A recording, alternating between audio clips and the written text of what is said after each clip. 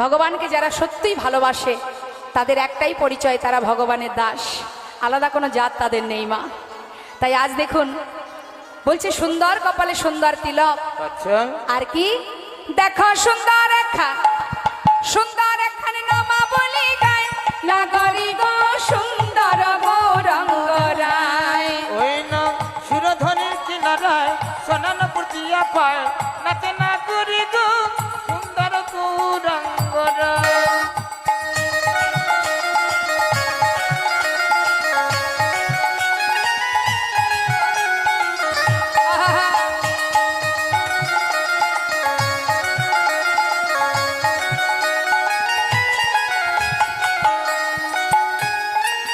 সুন্দর নয়নে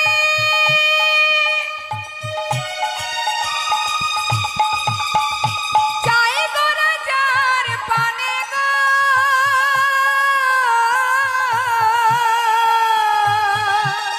ওই সুন্দর নয়নে হরিব চাই গো রাজার পানে গো।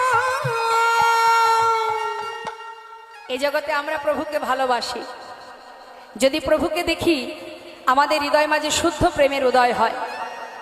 কিন্তু ভগবান যদি গৌর হরি যদি কারোর দিকে তাকায়, একবার অনুভব করুন, অনুভবের বিষয় এগুলো মা।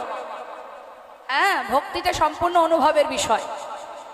যেমন মনে করুন জীবনে যদি কষ্ট হয়, কষ্ট কি দেখা যায়?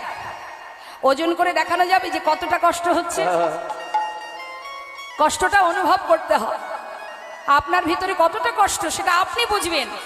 আপনার দেহটাকে টুকরো টুকরো করলেও দেখা যাবে না যে ভিতরে কতটা কষ্ট, তাই তো? আবার যদি আনন্দে পাগল হয়ে যান, খুশিতে ভরে ওঠেন, খুশিটাও দেখা যায় না। এগুলো যেমন অনুভব, ভক্তি জগৎটাও তদ্রূপ। অনুভব করো, তবেই তুমি সব কিছু বুঝতে পারবে, জানতে পারবে, সামনাসামনি দেখতে পাবে, যখন তোমার ভিতরে সেই জ্ঞান অর্জন হবে। বলছে কি সুন্দর নয়নে চাই গোরা যার পানে। প্রভু যদি কারোর দিকে একবার তাকায়, তার কি অবস্থা হবে? ও তার দেহ ছাইড়া